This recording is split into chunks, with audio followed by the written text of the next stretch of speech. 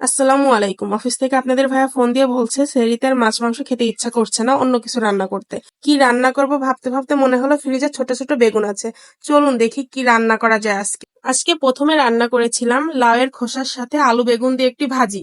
এখন অনেকে এসে বলবে কি লাউয়ের খোসা, এটা আবার খাওয়া যায় নাকি? অবশ্যই খাওয়া যায় এবং এটা অনেক সুস্বাদু একটা খাবার। আমি প্রথম যেদিন এটা খেয়েছি সেদিনই এটার ফ্যান হয়ে গিয়েছি। যাই হোক, ফ্রাই প্যানে একটু তেল গরম করে এর মধ্যে আমি একে একে পেঁয়াজ কুচি, রসুন কুচি, কাঁচামরিচ কুচি দিয়েছি। এর মধ্যে লাউয়ের খোসা কুচিগুলো দিয়ে পরিমাণ মতো লবণ দিয়ে ভালোভাবে নেড়ে এর মধ্যে কুচানো আলু, পরিমাণ মতো হলুদ দিয়ে আরেকটু ভালোভাবে নেড়ে নিয়েছি।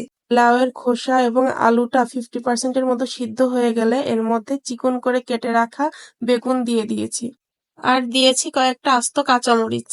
আমার ছেলে একদমই ঝাল খেতে পারে না, তাই আমি সব তরকারিতে কিছু আস্ত কাঁচামরিচ দিই ভাতের সাথে মাখিয়ে খাওয়ার জন্য। আপনারা চাইলে এই ভাজিতে বেগুনটা নাও দিতে পারেন, কিন্তু বেগুনটা দিলে ভাজির স্বাদটা অনেক গুণে বেড়ে যায়। আমার ভাজিটা হয়ে গিয়েছে, এবার আমি একটা ভর্তা করব বেগুন টমেটো দিয়ে, একটা স্পেশাল ভর্তা। এই জন্য আমি ফ্রাই প্যানে তেল দিয়ে ছোট ছোট বেগুনগুলা মাঝখান থেকে কেটে তেলের উপরে ভাজতে দিয়েছি, সাথে দিয়েছি টমেটো, পেঁয়াজ আর কিছু রসুনের কোয়া। এবার ঢাকনা দিয়ে ঢেকে দেবো এক পাশ হয়ে যাওয়া পর্যন্ত। অন্য চুলাতে আমি 2টি ডিম সিদ্ধ বসিয়ে দিয়েছি। এবার ঢাকনা খুলে বেগুনগুলাকে উল্টিয়ে অপর পাশও সুন্দর করে ভেজে নিয়েছি। এই বেগুন ভর্তাটা খেতে কিন্তু অনেক মজা, আপনাদের ভাই অনেক বেশি পছন্দ করে। বেগুন এবং টমেটো গুলো খুব সুন্দরভাবে সিদ্ধ হয়ে গিয়েছে। এখন ঢাকনা দিয়ে ঢেকে ঠান্ডা হওয়া পর্যন্ত রেখে দিব। এবার আমি টক ঝাল মিষ্টি একটা ডিমের কারি রান্না করব। এই জন্য সিদ্ধ ডিমের মাঝখান থেকে কেটে তেলে ফ্রাই করে নিব। ডিমগুলাকে বাদামি কালার করে ফ্রাই করে নিয়েছি। এখন এই তেলের মধ্যে আস্ত গরম মশলা দিয়ে তার মধ্যে পেঁয়াজ বাটা, রসুন বাটা, আদা বাটা দিয়েছি। এবার পরিমাণ মতো লবণ দিয়ে মশলাটাকে ভালোভাবে তেলের সাথে ভেজে নিতে হবে, যাতে আদা রসুনের কাঁচা গন্ধটা চলে যায়। এবার এর মধ্যে একটা মশলার পেস্ট দিয়েছি। ব্লেন্ডার জারে একটা টমেটো, 1 চামচ জিরা এবং 4-5টা কাঁচামরিচ দিয়ে ব্লেন্ড করে মশলাটা বানিয়েছি। সামান্য হলুদের গুঁড়া দিয়ে মশলাটাকে ভালোভাবে কষিয়ে নিয়ে এর মধ্যে ডিমগুলো দিয়ে মিনিট খানেক নাড়াচাড়া করে ঝোলের পানি দিয়ে দিতে হবে। এই রান্নাটা কিন্তু টক মিষ্টি স্বাদের হয়ে থাকে। গরম ভাতের সাথে খেতে খুবই মজা লাগে। ঝোলটা ফুটে উঠলে উপর থেকে চিনি ছড়িয়ে দিয়ে আর কিছুক্ষণ রান্না করে উপর থেকে গরম মশলার গুঁড়ো ছিটিয়ে দিলেই তৈরি হয়ে যাবে ডিমের কারি। এই রান্নাটা হতে একদমই সময় লাগে না এবং খেতে অনেক মজার হয়ে থাকে। এবার ভর্তাটা বানিয়ে নেব। ভর্তাটা বানানোর জন্য প্রথমে প্লেটে 4-5টা শুকনা মরিচ লবণ দিয়ে ভেঙে এর সাথে পেঁয়াজ আর সরিষার তেল দিয়ে মাখিয়ে এর মধ্যে দিয়ে দেব ভেজে রাখা পেঁয়াজ আর রসুনগুলা। সবকিছু ভালোভাবে মাখিয়ে নিয়ে দিয়ে দেব টমেটো আর ভেজে রাখা বেগুন। টমেটোটা মাখানোর সময় উপরে খোসাটা ফেলে দিব। এরপর বেগুন, টমেটো সবকিছু ভালোভাবে মাখিয়ে নিব। সবকিছু ভালোভাবে মাখিয়ে নিলে আমার স্পেশাল ভর্তা রেডি। আমার রান্না করা শেষ। এখন রান্নাঘর আর চুলাটাকে সুন্দরভাবে পরিষ্কার করে মুছে নিয়েছি। ইফতারি শেষ করে আমরা একটু বাইরে বের হয়েছিলাম। কেন বের হয়েছিলাম, কোথায় যাব কিছুই জানি না। বাসায় একদমই ভালো লাগছে না, তাই বাইরে বের হয়েছে। এই যে আমার আদলি বাচ্চাটা বাইরে বের হয়ে দুষ্টুমি শুরু করে দিয়েছে। সে একা একা বাইকে উঠবে আর বাইক চালাবে। আর এই যে আমার পার্সোনাল ড্রাইভার হাজির।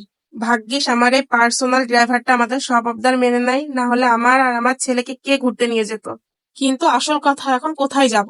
ইফতারিও করে ফেলেছি, পেটও ভরা, না হলে তো বাইরে কোনো রেস্টুরেন্টে যাইতে পারতাম। যাই হোক, আগে বাসা থেকে তো বের হই, তারপরে ভাবতে ভাবতে ঠিক বের করে ফেলবো যে কোথায় যাব। এখন তো খুব একটা দূরেও যেতে পারবো না, কারণ রাত হয়ে গিয়েছে। অবশেষে ঠিক করলাম আমরা ফুচকা খেতে যাব। আমরা যে মামার কাছ থেকে ফুচকা খাই আজকে তার কাছে যাব। এটা আমার বাসা থেকে একটু দূরে। কিন্তু কপাল খারাপ থাকলে যা হয়, আজকে ফুচকা আলা মামা বসে নাই। মনটাই খারাপ হয়ে গেল। কি আর করা, বাসায় চলে যাব। বাসায় যাওয়ার পথে সবজির ভ্যান দেখে মনে হলো আমার তো কিছু গাজর আর ক্যাপসিকাম নিতে হবে। এই গাজর আর ক্যাপসিকাম কি করব, এটা পরবর্তী ভিডিওতে আপনাদের সাথে শেয়ার করব। ছেলেটা আমাকে ভিডিও করতে দেখে হাসছিল আর খুব লজ্জা পাচ্ছিল। সবজি নেওয়া শেষ, এখন আমার আরো কিছু জিনিস নিতে হবে, তাই স্বপ্নে চলে গিয়েছিলাম। স্বপ্নের এই আউটলেটটা একদমই আমার বাসার পাশে। আমি কয়েকটা সস, আমার বাবুর সুজি আর টুকটাক কিছু জিনিস নিয়েছিলাম। আর স্বপ্নে কিন্তু এখন অনেক ডিসকাউন্ট চলতেছে, আর যেখানে ডিসকাউন্ট থাকবে সেখানে তো আমি থাকবোই। তাই ঘুরে ঘুরে দেখছিলাম কিসে কিসে ডিসকাউন্ট চলছে। স্বপ্নতে কিন্তু রমজান উপলক্ষে বাই 2 গেট 1, বাই 3 গেট 1 চলছে। তাই আমার মতো ডিসকাউন্ট খুঁজলে এখনই চলে আসতে হবে। আমার কেনাকাটা শেষ, এই তো বের হয়ে গেলাম বাসার উদ্দেশ্যে। যাওয়ার পথে 2টা ফার্মের মুরগি নিয়ে নিয়েছি। ফ্রিজের মুরগি শেষ।